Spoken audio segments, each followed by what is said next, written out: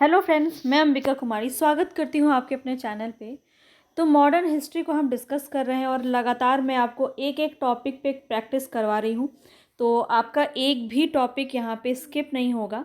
तो इसीलिए आप भी वीडियो को ज़रा सा भी स्किप मत कीजिएगा और कंप्लीट देखिएगा ताकि हर एक टॉपिक का आपका अच्छे से प्रैक्टिस हो सके। तो एक ये छोटी सी टॉपिक है जिसमें पंजाब और मैसूर के युद्ध से लेकर के यहाँ पे आपका जैसे आंग्ल मैसूर युद्ध आपका काफ़ी पूछा जाता है, किसने किसके साथ लड़ा, कौन जीता, कब क्या हुआ। तो वहाँ से क्वेश्चंस आपके काफ़ी बनते हैं। टीपू सुल्तान से या फिर रंजीत सिंह से आपके क्वेश्चंस बनते हैं यहाँ पे। तो ये सब जो टॉपिक है इसको लेकर के आज हम चलेंगे, ठीक है। तो देख लेते हैं जो भी क्वेश्चंस है इसका। अगर आप अभी तक मेरे चैनल पर नए हैं तो जल्दी से सब्सक्राइब कीजिए ताकि आपको मेरे सभी वीडियो सिस्टमैटिक वे में मिल सके, और बेल आइकन को प्रेस कर दीजिएगा ताकि आपको मेरे हर वीडियो का नोटिफिकेशन सबसे पहले मिले। चलते हैं अपने क्वेश्चंस की तरफ। बहुत ही इंपॉर्टेंट पॉइंट है। इसके बाद जो मैं आपको कल करवाऊंगी वो है जितनी भी गवर्नर और वायसराय थे जितने भी, उससे रिलेटेड क्वेश्चन आपका बहुत ज़्यादा इंपॉर्टेंट है। तो राष्ट्रीय आंदोलन में आपका ये देखने को मिलता है पूरा। तो ये मैं आपको करवाऊंगी कल, ठीक है। आज हम देख लेते हैं पंजाब और मैसूर का युद्ध जो भी हुआ था, जितने भी चीज़ें हुई थी यहाँ पे, विश्व युद्ध इसी के टाइम पे हुआ था, या जितनी भी चीज़ें हैं इसमें आज हम लगभग 20 से 25 क्वेश्चन इस पर हम चलेंगे लेके। तो छोटी सी वीडियो होगी, ज़रूर देखिएगा, बहुत ही इम्पॉर्टेंट है। एक भी यहाँ से एक क्वेश्चन आपका ज़रूर बन सकता है टीपू सुल्तान से। तो देख सकते हैं यहाँ पे जो है टॉपिक्स हैं आपको। चलते हैं इसके क्वेश्चंस की तरफ। तो ये हमारा पहला क्वेश्चन है यहाँ पे। आपको अगर वीडियो इन्फॉर्मेटिव लगती है तो वीडियो को लाइक कीजिए और चैनल को सब्सक्राइब कीजिए। साथियों के साथ ज़्यादा से ज़्यादा शेयर कीजिए, ठीक है। कम से कम 3 से 4 कॉन्टैक्ट ग्रुप में शेयर कीजिए ताकि हमारे वीडियो को और भी ज़्यादा दूर तक पहुँचाया जा सके, और इसको आगे बढ़ाने की ज़िम्मेदारी आपकी है और मेरी ज़िम्मेदारी है आपकी परीक्षाओं को लेकर के आपकी तैयारी को बेहतर करना। तो प्रैक्टिस मैं आपको भरपूर करवाऊंगी। चलते हैं नेक्स्ट क्वेश्चन की तरफ। यहाँ पे रंजीत सिंह से क्वेश्चन है हमारा, बहुत ज़्यादा इंपॉर्टेंट है, काफ़ी बार पूछा जाता है। ये किस राज्य से में सम्मिलित थे? तो यहाँ पे श्रीनगर आपका राइट ऑप्शन हो जाएगा। देखिए इनकी कहानी को जानना ज़रूरी है, जहाँ से आपके क्वेश्चंस बन जाते हैं। तो इनके कहानी को हम जान लेते हैं पहले ताकि आपके और भी क्वेश्चंस इससे रिलेटेड बन सके, ठीक है। तो रंजीत सिंह का जन्म जो है 13 नवंबर 1780 को सुकरचकिया मिसल, ये ध्यान रखिए, सुकरचकिया आपका पूछा जाता है क्वेश्चन में, ठीक है। सुकरचकिया मिसल के मुखिया महासिंह के घर में हुआ। महाराजा रंजीत सिंह और अंग्रेजों के बीच, ये चीज़ आप ध्यान रखिए, 25 अप्रैल 1809 को अमृतसर की संधि हुई, ठीक है। संधि का तात्कालिक प्रभाव यह हुआ कि रंजीत सिंह का सतलज पार सिख राजाओं के ऊपर प्रभुत्व जमाने का जो स्वप्न था वो टूट जाता है। परंतु दूसरी ओर कनिंघम ने कहा कि रंजीत सिंह को पश्चिम दिशा में प्रसार करने की खुली छूट मिल गई है। उसने 1818 ईस्वी में मुल्तान, 1819 ईस्वी में कश्मीर और 1834 ईस्वी में पेशावर को जीत लिया। तो क्वेश्चन आपका पूछा जाता है कि किन किन जो देश या किन किन प्रदेश को रंजीत सिंह ने अपने जीता था, और अमृतसर की संधि के दरमियान जो है कौन से पंजाब को इनको जो है मना हो जाता है वहाँ से कि आप सिख राजाओं पर प्रभुत्व नहीं जमा सकते इस संधि के द्वारा, ठीक है। तो किस किस का इन्होंने जो है यहाँ पे इनको जीत लेता है? तो मुल्तान को 1818 में, कश्मीर को 1819 में और 1834 में पेशावर को जीत लेता है, ठीक है। तो इसी में ये क्वेश्चन आपका आ गया कि कश्मीर के ही अंदर श्रीनगर आ गया और ये श्रीनगर से जुड़े हुए हैं। समझ में आया क्वेश्चन आपको? चलते हैं नेक्स्ट क्वेश्चन पे। देखिए नेक्स्ट क्वेश्चन इसी से रिलेटेड है और अब आप इसको आराम से कर पाएंगे। रंजीत सिंह का संबंध किस मिसल से था? तो अभी अभी हमने देखा सुकरचकिया, यहाँ पे राइट ऑप्शन नंबर डी। तो सभी क्वेश्चंस के हल भी आप बहुत आसानी से कर पाएंगे और आपको पता भी नहीं चलेगा कि कब आपको क्वेश्चंस याद हो गए। तो इसीलिए वीडियो को ध्यान से देखिए, कंप्लीट देखिए, तभी इसका लाभ आपको मिलेगा। रंजीत सिंह किस मिसल से संबंधित थे? तो हमने इसको अभी अभी देखा है। तो कौन सा राइट ऑप्शन हो जाएगा? Option number A, Sukerchakia. आगे चलते हैं। यहाँ पूछा जा रहा है कि महाराजा रंजीत सिंह के राज्य की राजधानी क्या थी? तो राजधानी क्या थी इनकी? लाहौर, ये ध्यान रखेंगे। ठीक है, अब इसमें जो कहानी है इसको भी जान लेते हैं ताकि सभी चीज़ें हमें अच्छे से समझ में आए। 1798 ईस्वी में अफगानिस्तान के शासक जमान शाह ने पंजाब पर आक्रमण किया। वापस आते समय उनकी तोपें चिनाब नदी में जाके गिर जाती है। रंजीत सिंह ने उन्हें निकलवा कर वापस भिजवा दिया। उस सेवा के बदले जमान शाह ने उसे लाहौर पर अधिकार करने की अनुमति दे दी थी। ठीक है, अब कहानी आपको समझ में आ गया होगा और अब आप लाहौर बिल्कुल नहीं भूलेंगे। 1799 ईस्वी में रंजीत सिंह ने तत्काल लाहौर पर अधिकार कर लिया और उसे अपनी राजधानी बनाई। तो एक तरह से देखा जाए तो इनको मिलता है ये। ठीक है, आगे चलते हैं नेक्स्ट क्वेश्चन की तरफ। राजा रंजीत सिंह ने किस स्थान पर अदालत आला की स्थापना की? ये अदालत आला आपका काफ़ी इंपॉर्टेंट है, काफ़ी बार पूछा जाता है, तो ध्यान रखेंगे। यहाँ पे लाहौर जहाँ उनकी राजधानी थी वहीं पर इन्होंने अदालत आला की स्थापना की और यह एक न्याय कठोर व्यवस्था थी। ठीक है, रंजीत सिंह की न्याय व्यवस्था कठोर थी। राज्य की सर्वोच्च अदालत का नाम अदालत आला था। यह अदालत लाहौर में स्थित था। रंजीत सिंह स्वयं इसके प्रधान न्यायाधीश थे। ये भी बात ध्यान रखेंगे। चलते हैं आगे। ये क्वेश्चन काफ़ी बार पूछा जाता है, बीपीएससी का फेवरेट क्वेश्चन कह सकते हैं। रंजीत सिंह ने सुप्रसिद्ध कोहिनूर हीरा प्राप्त किया था, तो किससे प्राप्त किया था सुप्रसिद्ध कोहिनूर हीरा?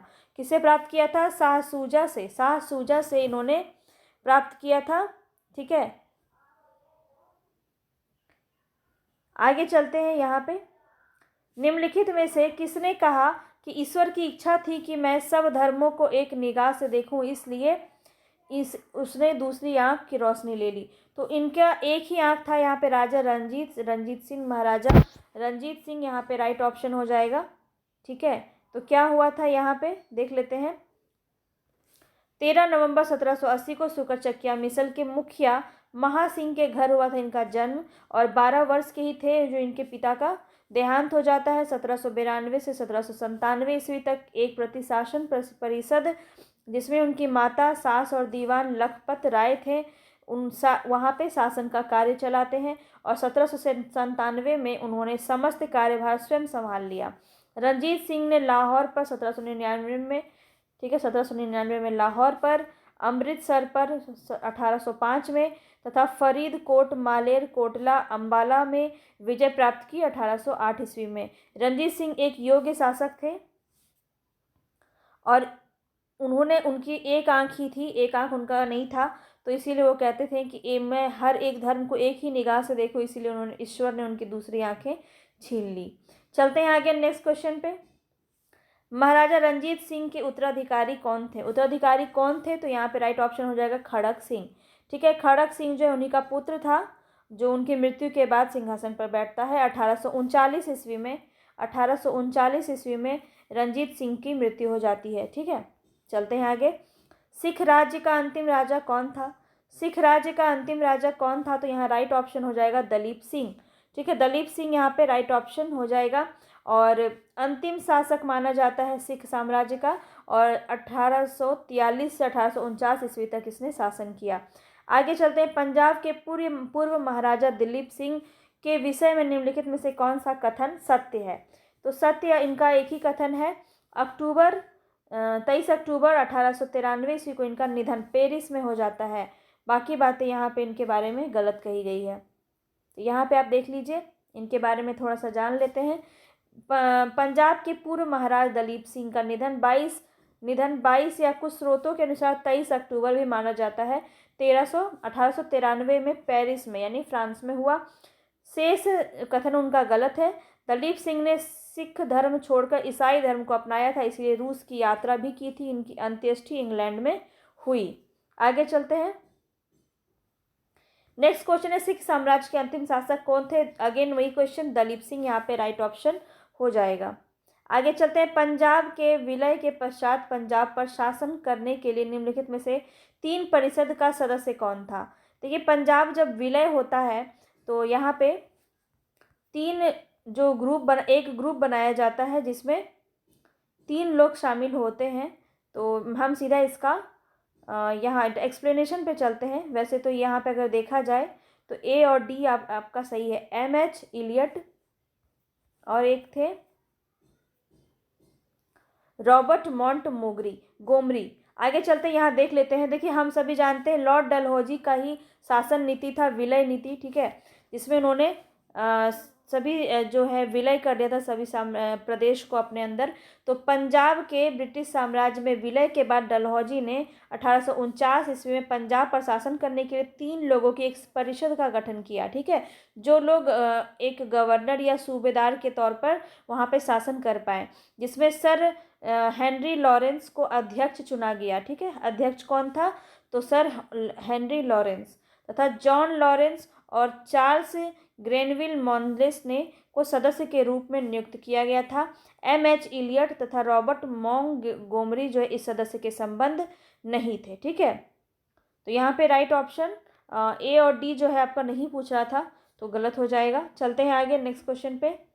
प्रथम आंग्ल मैसूर युद्ध, देखिए आ गया क्वेश्चन जहाँ से आपका बिल्कुल एग्जाम में आने की उम्मीद है। तो प्रथम आंग्ल मैसूर कब हुआ था? सबसे पहले तो यही ध्यान रखिए 1766 से 1769 ईस्वी तक जो है आपका आंग्ल मैसूर युद्ध हुआ था प्रथम, ठीक है। और किस किस के बीच हुआ था?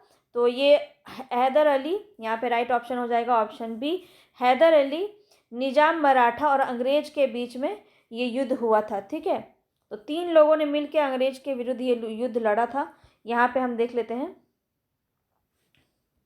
देखिए, प्रथम आंग्ल मैसूर युद्ध, ये आपको याद रखना बहुत ज़्यादा ज़रूरी है, इसको ध्यान रखेंगे। 1767 से 69 के बीच में जब प्रथम आंग्ल मैसूर युद्ध हुआ, तब अंग्रेज़ों और हैदर अली के मध्य ये युद्ध लड़ा गया। निजाम मराठा और अंग्रेज हैदर के विरुद्ध एक त्रिगुट संधि में सम्मिलित हुए थे और हैदर ने अपनी कूटनीति सूझबूझ से इस त्रिगुट को भंग करने का प्रयास किया था। उसने मराठों को धन देकर निजाम को प्रदेश का प्रलोभन देकर अपनी ओर मिला लिया और फिर कर्नाटक पर आक्रमण किया। अंग्रेजों की प्रारंभिक सफलता के कारण निजाम पुनः अंग्रेजों की ओर चला गया। हैदर अली ने उत्साहपूर्वक लड़ते हुए मंगलोर पर अधिकार कर लिया 1768 में, और मार्च 1769 ईस्वी में उनकी सेनाएं मद्रास जा पहुंची। अंग्रेज ने विवशता से हैदर अली की शर्तों पर मद्रास की संधि करता है 1769 में। चलते हैं आगे नेक्स्ट क्वेश्चन पे। नेक्स्ट क्वेश्चन है हमारा, निम्नलिखित में से कौन 1755 में डिंगीगुल मैसूर में एक आधुनिक शस्त्रागार की स्थापना की थी? तो यहाँ हैदर अली ही राइट ऑप्शन हो जाएगा, ठीक है। चलते हैं आगे। ब्रिटिश जनरल जिसने हैदर अली को पोर्टो नोवो के युद्ध में हराया? पोर्टो नोवो के युद्ध में हराया तो हैदर अली को किस ब्रिटिश जनरल ने? तो यहाँ पे 2 ऑप्शन और है, इसको भी देख लेते हैं। हेक्टर मुनरो है, जनरल गोडार्ड, ये दोनों नहीं होंगे। आयर कूट यहाँ पे राइट ऑप्शन हो जाएगा, ठीक है। ऑप्शन बी यहाँ पे राइट ऑप्शन हो जाएगा, आयर कूट। टीपू सुल्तान ने अपनी राजधानी बनाई, तो टीपू सुल्तान ने अपनी राजधानी कहाँ बनाई थी? तो ये जो क्वेश्चन है आपका बहुत इंपॉर्टेंट है। श्रीरंगपट्टम यहाँ पे राइट ऑप्शन हो जाएगा, ठीक है। श्रीरंगपट्टम को अपनी राजधानी बनाई। और यहाँ जैकोबिन क्लब की स्थापना भी जो है किसने की थी? तो टीपू सुल्तान ने की थी। आगे चलते हैं नेक्स्ट क्वेश्चन पे। नेक्स्ट क्वेश्चन है, निम्नलिखित भारतीय शासकों में से कौन था जिसने विदेशों में आधुनिक पद्धति से दूतावास स्थापित किए थे? तो कौन था? तो टीपू सुल्तान यहाँ पे राइट ऑप्शन हो जाएगा, ठीक है। चलते हैं आगे। टीपू सुल्तान ने ब्रिटिश सेना को 1780 ईस्वी में हराया था, वो कहाँ पे था? तो पोलीलुर में हराया था, ठीक है। चौथा जो होता है, चौथा नंबर का जब आंग्ल युद्ध होता है उसमें जो है टीपू सुल्तान की मृत्यु हो जाती है, ठीक है। तो यहाँ पे देख लीजिए, हैदर अली एवं टीपू सुल्तान ने मराठों तथा निजाम के साथ एक समझौता कर लिया तथा फ्रांसीसी सहायता का वचन ले लिया और कर्नाटक पर जुलाई 1780 ईस्वी में आक्रमण करके अरकाट पर अधिकार कर लिया। तत्पश्चात टीपू ने हेक्टर मुंडो की सेना को पोलीलुर नामक स्थान पर हरा दिया। आगे चलते हैं। अंग्रेजों ने श्रीरंगपट्टम की संधि किसके साथ की थी? तो किसके साथ की थी? टीपू सुल्तान। ऑप्शन यहाँ पे सी आपका सही हो जाएगा। आगे चलते हैं नेक्स्ट क्वेश्चन पे। नेक्स्ट क्वेश्चन पूछ रहा है, टीपू सुल्तान अंग्रेजों के साथ युद्ध में कब मारा गया? तो कब मारा जाता है? 1799 ईस्वी में चतुर्थ यानी कि फोर्थ आंग्ल मैसूर युद्ध जो होता है, आंग्ल मैसूर युद्ध, उसमें वो हारा जाता है, मतलब मारा जाता है। ठीक है, चलते हैं आगे। नेक्स्ट क्वेश्चन है, देखिए आपको यहाँ पे सुमेलित करना है।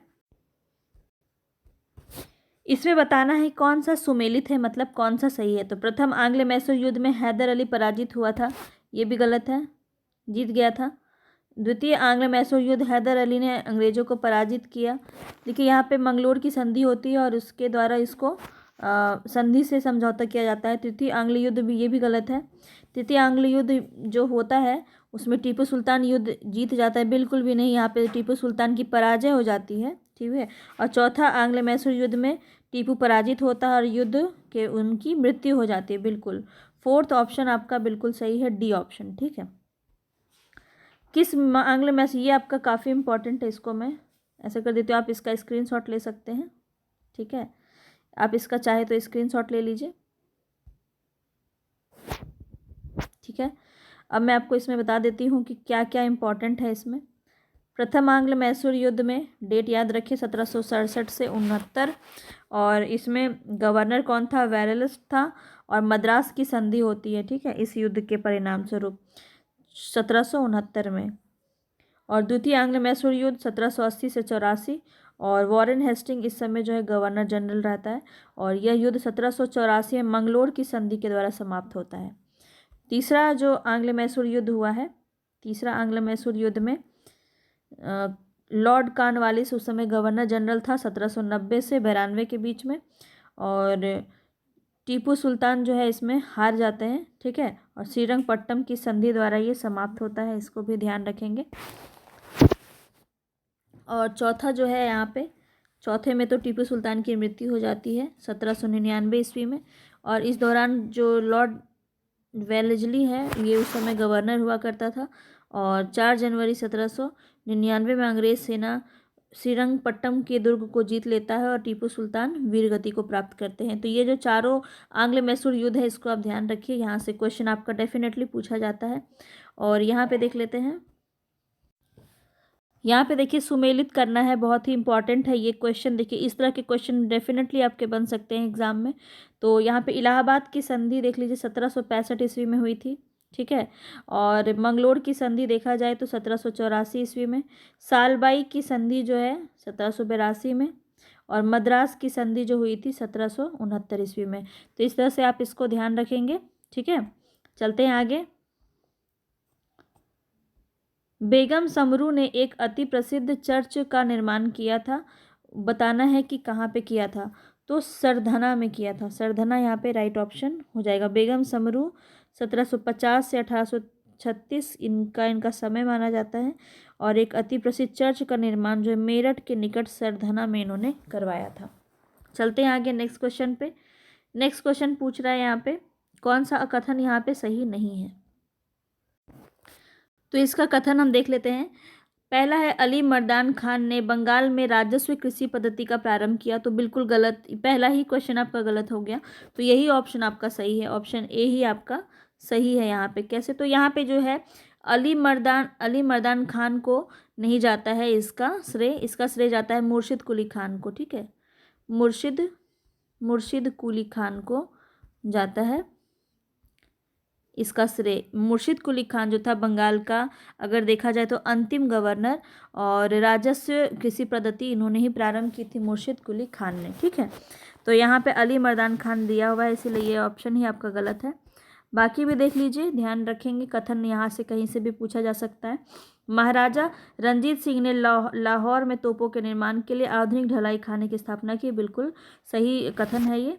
और आमेर में सवाई जयसिंह ने यूक्लिड के रेखा गणित के तत्वों का संस्कृत में अनुवाद किया, ये भी आपका सही है।